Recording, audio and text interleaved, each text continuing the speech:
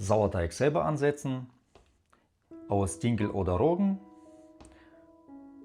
gelingt immer.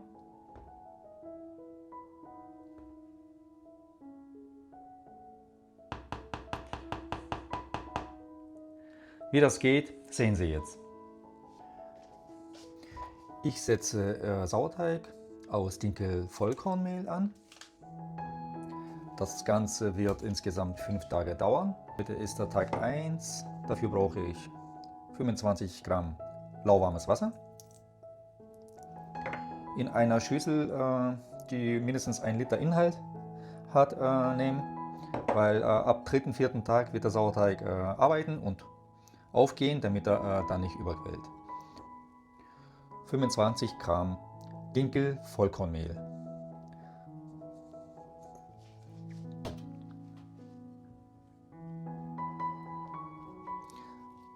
Alles gut miteinander vermengen. Also ich achte immer drauf, dass der Rand in der Schüssel innen so gut es geht sauber bleibt, damit der Teig nicht antrocknet. So, Tag 1, das war's schon. Mit Klarsichtfolie abdecken und für 24 Stunden am warmen Ort stehen lassen. Tag 2.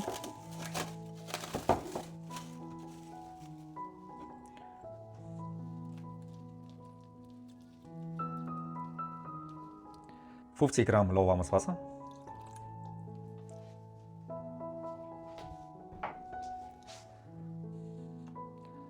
Gut vermischen. 50 Gramm Dinkel-Vollkornmehl.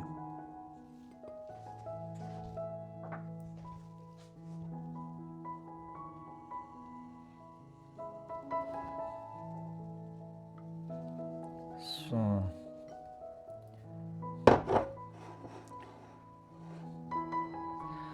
Glatt rühren,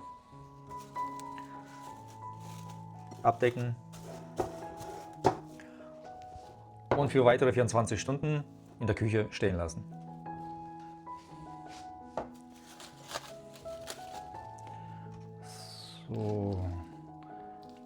So sieht der Dinkelansatz aus nach 2 Tagen. So. Für den 3. Tag 75 Gramm lauwarmes Wasser. Das Ganze miteinander kurz vermischen. Jetzt 75 Gramm Dinkel-Vollkornmehl. Alles gut miteinander verbinden.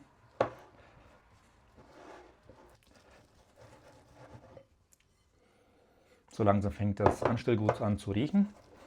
Also angenehm zu riechen. Dinkel-Sauerteig ist viel milder als Roggensauerteig.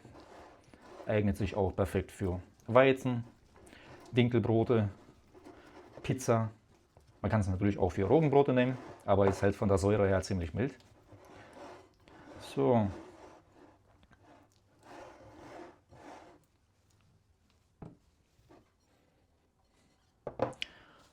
Und jetzt wieder abdecken und bei Zimmertemperatur für weitere 24 Stunden stehen lassen. Tag 4. Der Ansatz arbeitet.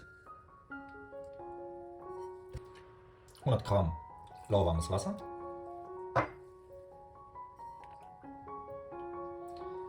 Das Ganze kurz miteinander vermischen. Und 100 Gramm Dinkel-Vollkornmehl.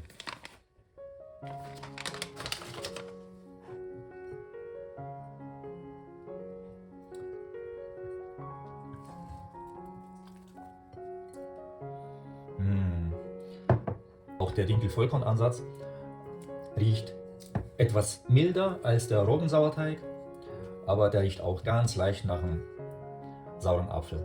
So, alles gut miteinander vermischt. Jetzt mache ich kurz den Rand sauber. So, und jetzt für weitere 24 Stunden bei Zimmertemperatur. Ich lasse meistens in der Küche, auf dem Kühlschrank oder auf dem Tisch stehen.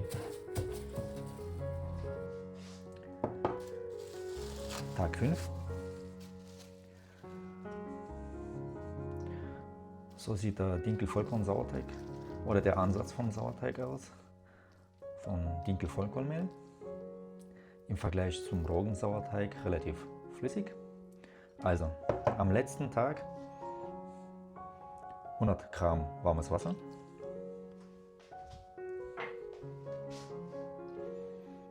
kurz vermischen und 125 Gramm Dinkel-Vollkornmehl.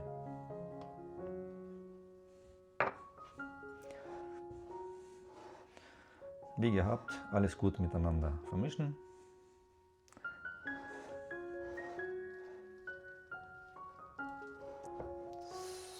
So.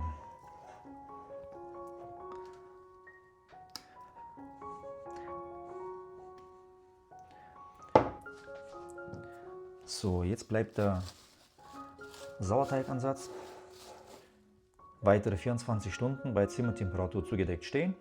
Und morgen kann ich den Sauerteig verwenden. 5 Tage sind rum. So sieht der Dinkel-Vollkorn-Sauerteig aus. Das sind jetzt insgesamt 700 Gramm. Ich habe parallel auch noch ein Roggensauerteig angesetzt. Gleichzeitig die Wasser- und Mehlmenge habe ich beim Roggensauerteig beibehalten, wie beim Dinkelsauerteig. Roggensauerteig besteht aus Typ 997. Das sind genau 700 Gramm. Behälter am besten immer gleich beschriften, falls man 2 unterschiedliche Sauerteigsorten im Kühlschrank hat. Ich werde jetzt den Dinkel-Vollkorn-Sauerteig in einen Behälter umfüllen und in den nächsten 3 Tagen kann er verwendet werden, ohne ihn vorher zu füttern. Der Sauerteig wird bis ab jetzt im Kühlschrank aufbewahrt und man muss ihn jede 7 Tage füttern, wenn man den vorher nicht verwendet.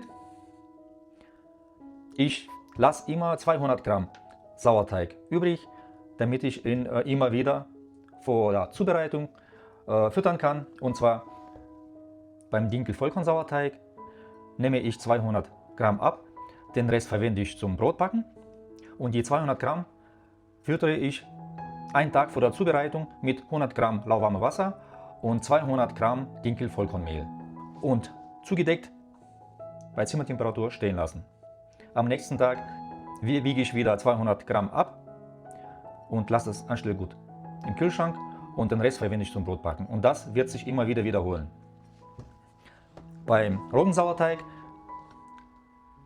lasse ich auch immer 200 Gramm Anstellgut im Kühlschrank und einen Tag vor der Zubereitung wird er gefüttert mit 100 Gramm lauwarmem Wasser und 100 Gramm Roggenmehl. Bitte immer dieselbe Sorte nehmen, nicht dass der Sauerteig dann kippt. Jetzt fülle ich den Dinkelsauerteig um. Ich habe bewusst keine Gläser gewählt, das habe ich schon zigmal probiert und beim Sauerteig füttern ist es immer das Problem, man kommt mit dem Löffel sehr schlecht rein, es ist sehr unbequem zu vermischen und in so einem Behälter, man kann es wunderbar vermischen und es ist nicht 100% luftdicht, so wie es sein muss, damit der Sauerteig auch im Kühlschrank atmen kann. So, jetzt fülle ich den Dinkel-Vollkorn-Sauerteig um. Erstmal nimmt er viel weniger Platz in dem Kühlschrank und es ist besser dann mit der größeren Öffnung den Sauerteig zu füttern und das Ganze besser zu vermischen. Also bitte immer 1 Liter großen Behälter wählen, damit der Sauerteig auch Platz hat zum Atmen und zum Hochgehen. So. Das Wasser-Mehl-Verhältnis beim Roggensauerteig ist genauso wie bei dem Dinkel-Vollkorn-Sauerteig. Wunderbare Konsistenz. Der frische Roggensauerteig riecht nach grünem Apfel. Perfekt. Jetzt kann er die nächsten 3 Tage im Kühlschrank stehen und den kann man verwenden, ohne ihn vorher zu füttern. Der muss, wie gesagt, alle 7 Tage, spätestens alle 7 Tage gefüttert werden, egal ob Roggen- oder Dinkelsauerteig, damit er eben dann nicht kaputt geht.